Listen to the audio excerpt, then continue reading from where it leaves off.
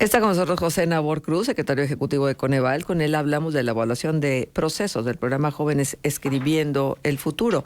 Coneval publica esta evaluación con el propósito de contribuir al fortalecimiento de la política nacional de desarrollo social mediante la generación de información útil y oportuna para la toma de decisiones. Es algo de lo que se dice precisamente en el contenido de la investigación.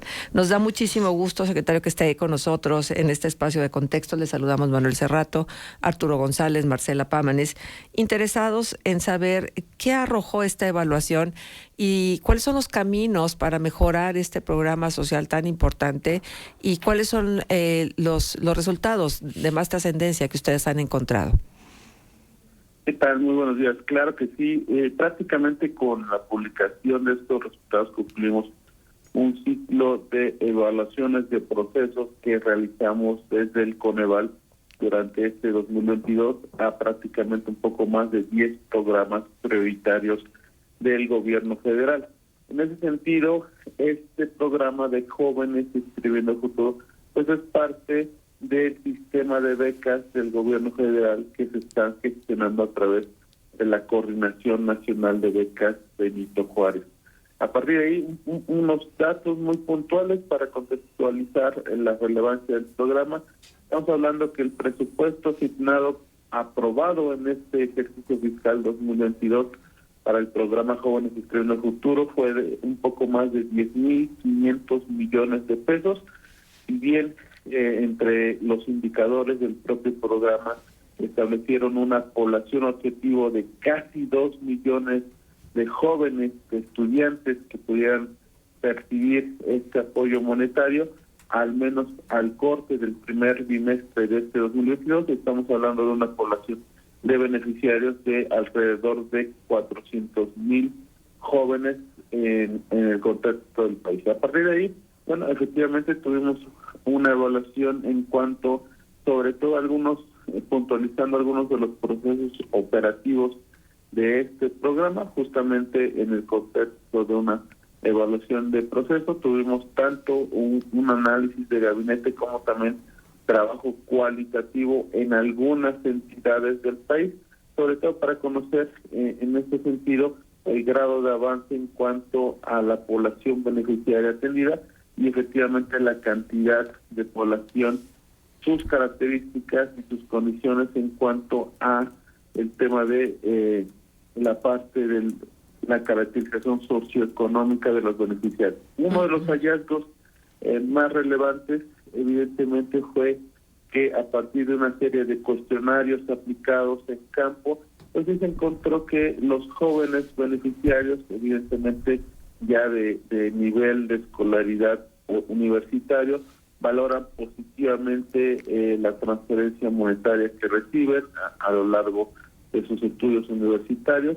También nos parece importante destacar la parte de la cuestión de cómo se ha fortalecido la entrega en específico de este programa de manera muy robusta a través de transferencias electrónicas a las cuentas bancarias de los propios beneficiarios. Aquí sí lo destacamos porque cuando hacemos el comparativo en el contexto de algunos otros elementos de apoyo de la propia Coordinación Nacional de Becas Benito Juárez, y evidentemente en los estudiantes de primaria y de secundaria hay todavía un porcentaje importante que ronda entre el 20 y el 30% de jóvenes estudiantes que reciben el beneficio de manera física, ya que no cuentan con un mecanismo de bancarización. Y aquí es, digamos, el otro extremo donde sí la gran mayoría de jóvenes universitarios beneficiarios de este programa,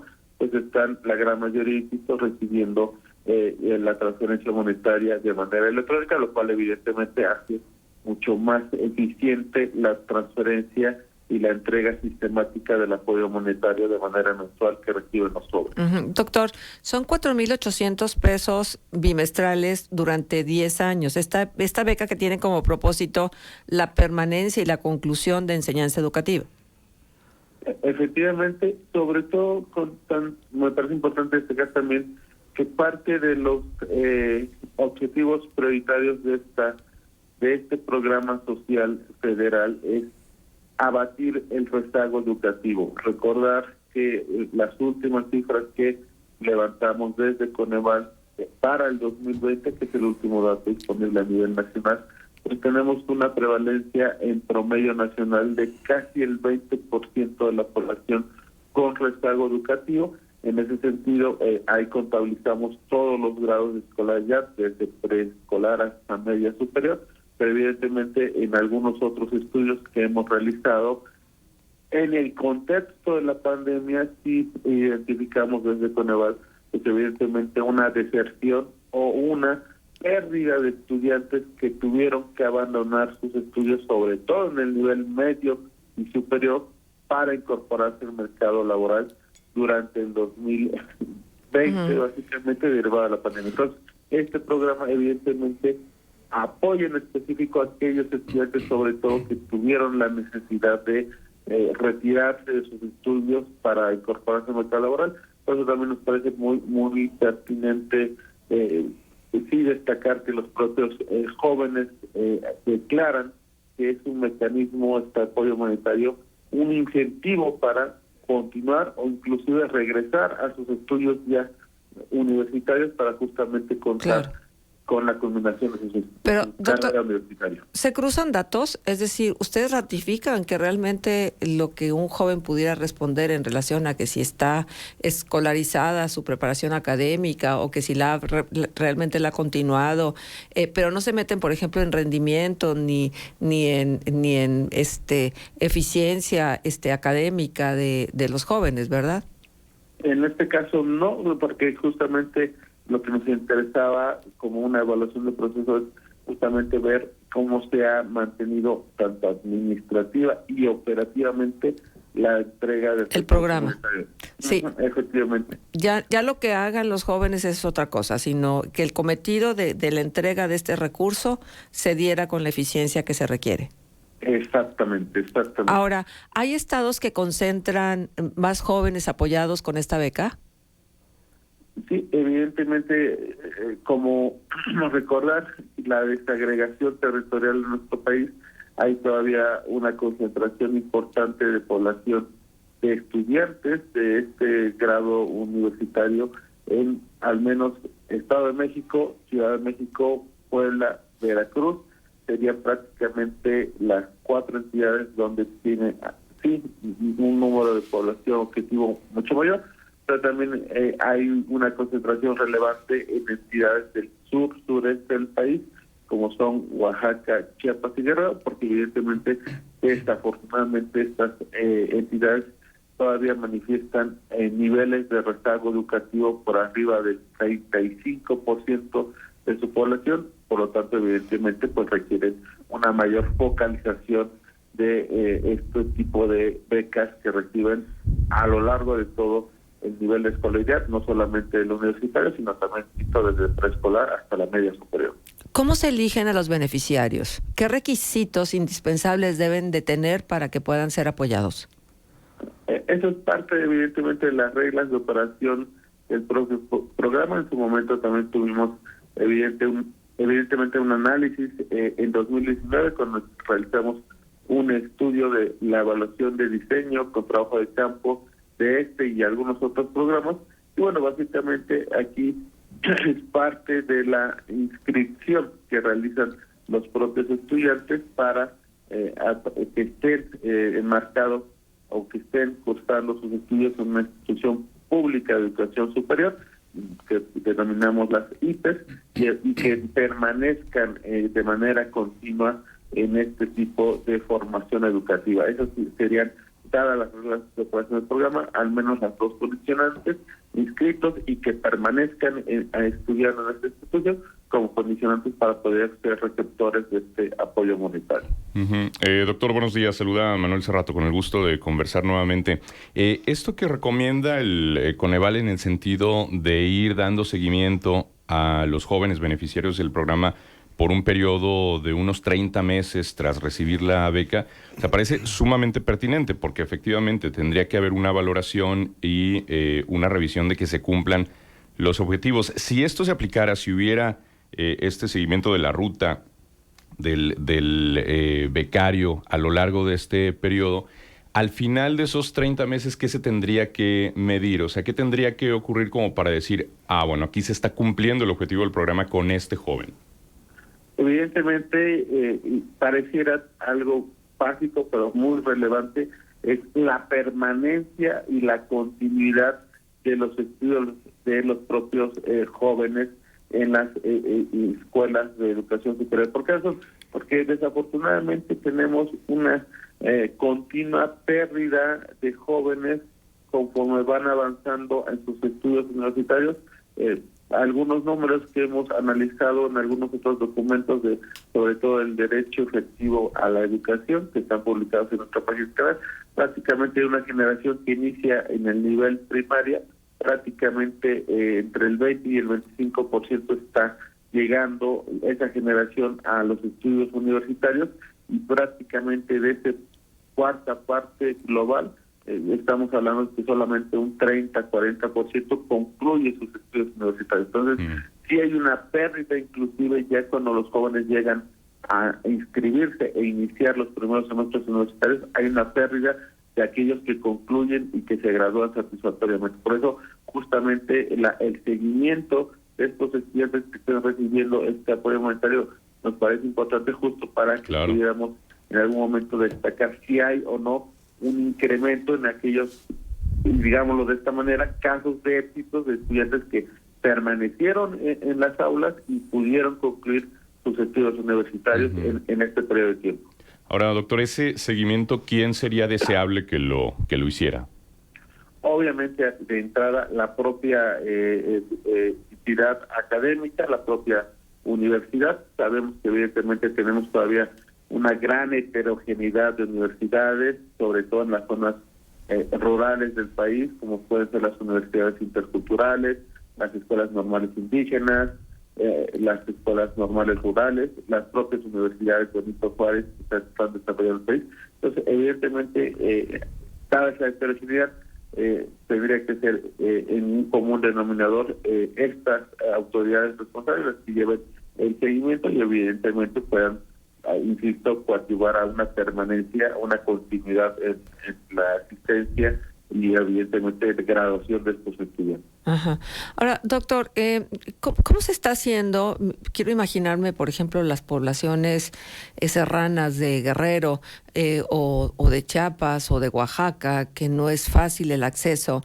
¿Cómo se está haciendo para que realmente la conectividad de estas escuelas no sea un obstáculo para que los jóvenes que quieren seguir estudiando y que están en condiciones con tantas desventajas lo puedan seguir haciendo a través de este programa? ¿Realmente se ha detectado al universo de población que debería de estar recibiendo este recurso y que por no estar en la ciudad no lo recibe?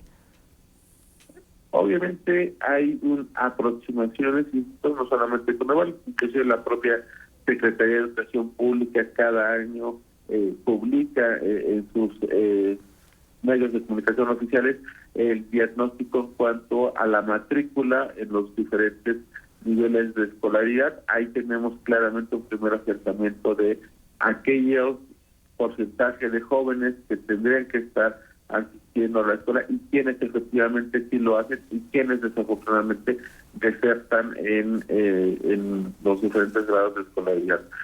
Números más, números menos, tenemos una hacia 2021, que es, si no me recuerdo, el último dato disponible. Por poner un ejemplo, a nivel primaria tenemos una asistencia de prácticamente un 98% del total de niñas y niños en ese rango de escolaridad primaria que sí están asistiendo a la primaria. Desafortunadamente, conforme pasa el programa, el rango de edad se va perdiendo estudiantes, y el planteamiento muy puntual que me formulas, evidentemente hay un reto muy importante en cuanto a, en primera instancia, poder satisfactoriamente identificar la totalidad de los jóvenes, no solamente las cabeceras municipales de aquellas áreas rurales del país, sino de las propias localidades, los jóvenes que pudieran estar asistiendo a la universidad o al menos a los niveles medio superior. ¿Por qué razón? Porque desafortunadamente tenemos todavía en el país, Coneval ha hecho algunas estimaciones inclusive de pobreza a nivel localidad urbana que publicamos hace un par de semanas, y tenemos todavía un gran conglomerado de muy pequeñas localidades, de inclusive no más de 50 personas como población. Entonces ahí evidentemente sí se dificulta, debo decirlo, sí se dificulta evidentemente que no solamente el grado de escolaridad universitario, sino que es de preescolar o primaria, que se pueda identificar y que se puedan estar asistiendo estos jóvenes a la educación correspondiente. En ese sentido, obviamente una de las recomendaciones generales en este documento y en otros desde Coneval es formalizar la estructura operativa de la Coordinación Nacional de Becas en Juárez, justamente para dotarles de mayores esquema normativo que permita una eficiente, una mayor operatividad eficaz y eficiente al momento de identificar posibles beneficiarios, sobre todo, insisto, en las zonas rurales del país. Sí, platicamos con el doctor José Nabor Cruz, secretario ejecutivo de Coneval, sobre la evaluación de procesos del programa Jóvenes Escribiendo el Futuro. Déjeme preguntarle algo, doctor. ¿Cuánto le cuesta al Estado operar un programa de estos? ¿Cuánta gente está involucrada en el programa Jóvenes Escribiendo el Futuro? Tenemos una aproximación del gasto operativo de los programas sociales, dado que sí, este programa es parte, insisto, como les comentaba al inicio, de un conglomerado de becas. En una estimación, prácticamente tenemos que del total del presupuesto que recibe la Coordinación Nacional de Becas en Pared, el gasto operativo ronda entre el 5 y el 8% del total del presupuesto. Obviamente, sabemos que es parte de las modificaciones que se plantearon hacia 2019, sobre todo, sí, en el desarrollo de unas redes de operación a nivel estatal, no tanto propiamente como delegaciones estatales, sino evidentemente unidades muy pequeñas de operación a nivel estatal, pero obviamente también parte insisto, de las recomendaciones o de las áreas de oportunidad que estamos